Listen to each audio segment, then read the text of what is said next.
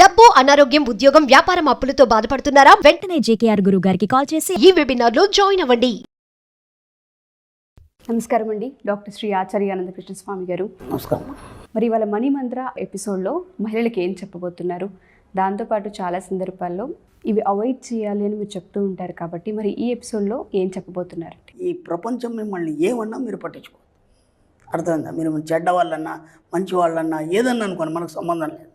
ఎందుకంటే మనం విశ్వంతోనే కనెక్ట్ అయ్యి సుప్త చేతనాత్మక మనసుతోని మనం అనుసంధానం అయ్యి ఎప్పుడైతే ఉంటామో సుప్త చేతనాత్మక మనసు నీ జీవితంలో మంచిని మాత్రమే తీసుకొస్తుంది.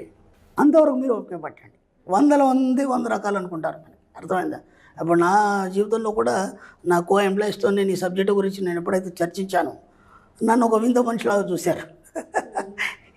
ఇలా చెప్తున్నాడు ఆయన, ఇలా మాట్లాడుతున్నాడు, ఇలా ఎందుకు ఉండదు, సరదాగా అందరితో కలిసి ఉండాలి, బాగుండాలి కదా అని అనుకుంటారు కదా ఎవరైనా. నువ్వు డిఫరెంట్గా ఉండాలి అన్నప్పుడు ఏమనుకుంటారు?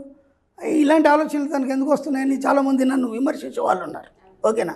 ఆ విమర్శలు వల్ల సద్విమర్శలుగా మార్చి అందరు నవాయిపు చూసే విధంగా నా జీవితాన్ని నేను మార్చుకున్నాను. అలాగే మీరు మార్చుకోవాలి. మార్చుకోవాలన్నప్పుడు ముందు ఏం చేయాలంటే గంభీరంగా ఉండడం నేర్చుకోండి. ఓకేనా? వీలైనంత గంభీరంగా ఉండాలి, హుందాగా ఉండాలి. ఓకేనా? ఎలా ఉండాలంటే ఇతరులు మీతో మాట్లాడాలని తహతహలాడాలి. ఓకే? మీతో కలిసి పని చేయాలని తహతహలాడాలి. ఓకేనా?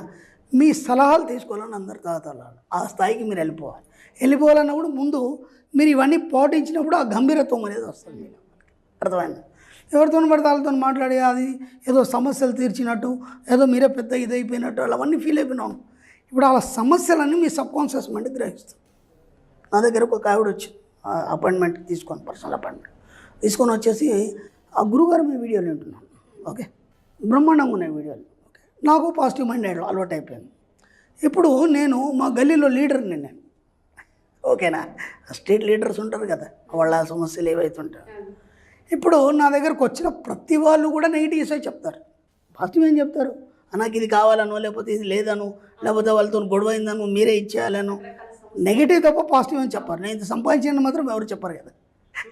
కాబట్టి ఆ నెగిటివ్స్ ఉండడం వల్ల మళ్ళీ నా సబ్కాన్షియస్ మైండ్ డిస్టర్బెన్స్ అయిపోయి మళ్ళీ నెగిటివ్ని మాత్రమే తీసుకోవడం జరుగుతుంది. ఇప్పుడు నేనేం చేయాలి అందా? మీ సబ్జెక్ట్ ఓకే, నేను 2 సంవత్సరాల నుంచి పాటిస్తున్నాను, బాగానే సంపాదించుకున్నాను, అంత బాగుంది. ఇప్పుడు సంపాదన పోయింది, నెగిటివ్స్ ఎక్కువ అయిపోయినాయి. అంటే ఉన్న బలంగా ఏదో స్టేట్కి లీడర్ చేశారు, మీరు బాగా అన్ని మాట్లాడతారని చేస్తారు, మా అందరికీ కొద్దిగా ఒక ఇదాన్ని ప్రదర్శించండి. ఇప్పుడు ఏమైపోయింది? నా సంపాదన పోయింది. ఎందుకు పోయింది నాకు తెలుసు. ఎందుకంటే ఇంతకుముందులాగా నేను డబ్బు సంపాదించడానికి టైం కేటాయించట్లేదు. ఓకేనా? అలాగని చెప్పేసి సమస్యలు ఎక్కువ అయిపోయినాయి. ఇప్పుడు నేనేం చేయాలి? చక్కని ఎగ్జాంపుల్ చెప్పాను. ఒక వజ్రం ఉంది. ఓకే, వజ్రం ఉంది, వజ్రం చుట్టూ పలకలు ఉన్నాయి. ఓకే, ఆ పలకల మీద ఎన్నో దృశ్యాలు పడతాయి. అవి పలకల మీద పైన ఉన్నాయా, వజ్రం లోపలికి వెళ్ళాయా? పైన ఉన్నాయి, వజ్రం లోపలికి వెళ్ళలేదు. నేను అదే చెప్పాను, అవన్నీ అక్కడనే వదిలిపెట్టేసి ఇంటికి రండి. ఎందుకంటే అది అక్కడ మట్టుకే, ఆ సమస్యలన్నీ అక్కడ మట్టుకే. మీ డోర్ దాకా వచ్చేసరికి ఒకసారి విదిలించేయండి వాటన్నిటిని. మీరు వజ్రం లాంటి వాళ్ళు కదా. ఈ సుప్త చేతనాత్మక మనసుని ఎవరైతే పట్టుకున్నారో వాళ్ళు వజ్రం లాంటి వాళ్ళు. ఈ వజ్రం ఏదైతుందో తన పలకల మీద దృశ్యాలని లోనికి స్వీకరించదు. ఒక మట్టి ముద్ద ఉంది, పైన వాటర్ పోసాం, అది లోనికి స్వీకరిస్తుంది. అవునా కదా?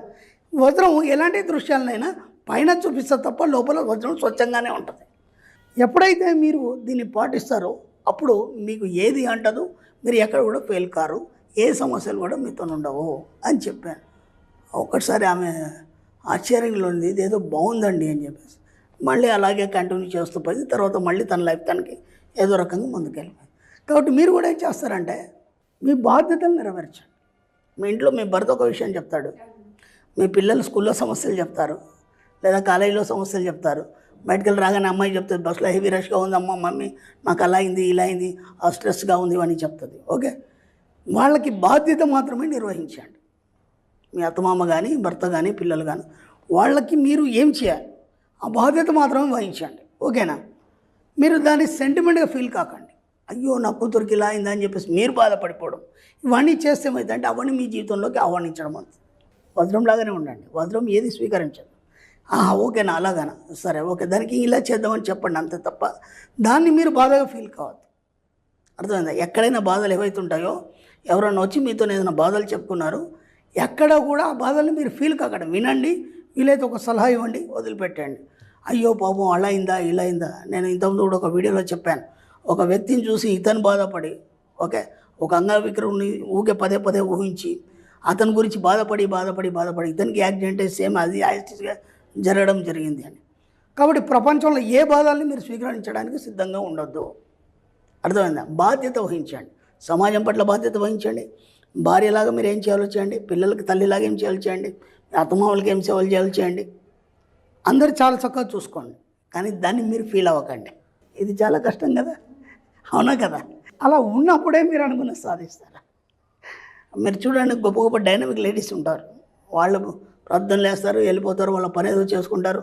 ఆ మీడియాలో వస్తుంది వాళ్ళ గురించి, మంచి వస్తుంది చెడు వస్తుంది ఏమవుతుంది అసలు ఏమీ పట్టించుకోరు. వాళ్ళ పని వాళ్ళు చేసుకుంటూ పోతారు. అర్థమైందా? చాలా గొప్ప మందిని చూశాను నేను. అసలు వాళ్ళు ఎలా ఉంటారంటే అసలు వీళ్ళు మనకు అందుతారా, మన ఆలోచనలకు అందుతారా అనే లెవెల్లో ఉంటారు. వాళ్ళకి ఇలాంటివి ఏమీ ఉండవు. కాబట్టి వాళ్ళు అనుకున్న స్థాయిని వాళ్ళు చేరగలిగారు. అర్థమవుతుందా? కాబట్టి బాధ్యత వహించండి, దాన్ని సెంటిమెంట్గా ఫీల్ అవ్వకండి. ఆ బాధల్ని మీరు మీ యొక్క మనసులోకి ఎక్కించుకోకండి. ఇంట్లో వాళ్ళే కావచ్చు, బయట వాళ్ళే కావచ్చు, సమాజంలో కావచ్చు, ఏదైనా కావచ్చు. వాటిని చూసి మీకు వీలైతే హెల్ప్ చేయండి, లేదంటే సైలెంట్ చెప్పండి, థ్యాంక్ యూ యూనివర్స్ అని చెప్పండి, నిశ్శబ్దం వహించండి.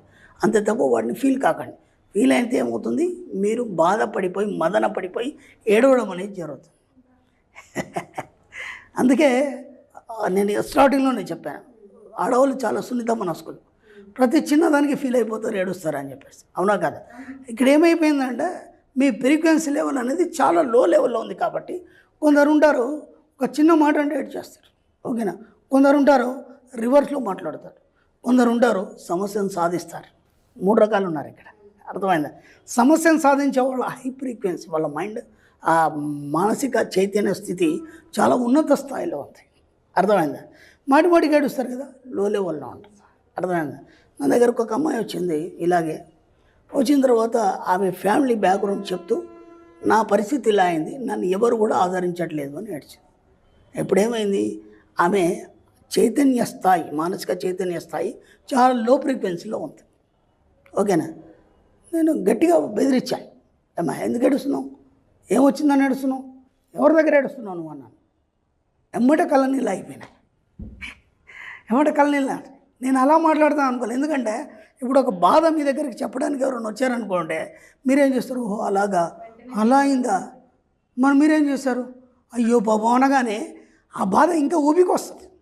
ఊబికొచ్చేసి ఎప్పుడైతే మీరు జాలి చూపిస్తారో ఆ జాలిని వీళ్ళు కోరుకొని ఇంకా బాధని వాళ్ళు వ్యక్తపరుస్తారు. అర్థమైంది? ఇప్పుడు నేను అలా గట్టిగానేసరికి ఒక్కసారి ఆ మైండ్ ఫ్రెష్ అయిపోయి, ఇదేంట్రా నేను ఏదో అనుకొని వస్తే ఈయన ఇలా అన్నాడు, ఇప్పుడు నా బాధని ఎవడు వినాలి, నేను నా పరిస్థితి ఎలా ఇది కావాలి, ఆ యొక్క ఆలోచనలో అప్పుడు నేను చెప్పేది ఆమె వింటుంది. అర్థమైందా? విన్న తర్వాత ఒక 10 నిమిషాలు కౌన్సిలింగ్ ఇచ్చాను, ఇది ఇదే అమ్మా అని చెప్పేసి. ఎందుకు బాధపడతామా, ఏమనుకుంటున్నావు, ఇలాంటి వాళ్ళు చాలామంది వస్తారు, ఈరోజు ఈ స్థాయిలో ఉన్నారు, ఆ స్థాయిలో ఉన్నారు, కొన్ని ఎగ్జాంపుల్ చెప్పేసి ఇంకోసారి నా ముందుకు వస్తే ఏడవద్దు, ఇక్కడికి ఏడుపు అనేది ఇక్కడికి వదిలిపెట్టండి, ఇక మళ్ళీ జీవితంలో ఎప్పుడు ఏడవద్దు. మీరు నమ్మండి, తర్వాత 2-3 సార్లు వచ్చింది, హాయిగా నవ్వుకుంటూ వచ్చింది, సమస్యలన్నీ సాల్వ్ అయిపోయినాయి, ఆమెనే ఒక స్థాయికి వెళ్ళిపోయింది, బ్రహ్మాండంగా సంపాదిస్తుంది. ఎలా సాధ్యమైంది? ముందు మిమ్మల్ని మీ మీద ఎవరు జాలి పడాలని కోరుకోకండి. కోరుకున్నారంటే మీరు ఇక పైకి ఎదగలేరు మీరు. కాబట్టి ఇవన్నీ మెల్లిగా అలవాటు చేసుకోండి. అలా ఒక్కొక్కటిగా మీరు ఎప్పుడైతే బయటకు వస్తారో ఆ సబ్జెక్ట్ని పట్టుకోవడం అనేది జరుగుతుంది. ఎప్పుడైతే సబ్జెక్ట్ని పట్టుకుంటారో మీరు కావాల్సినవన్నీ పొందడం జరుగుతుంది.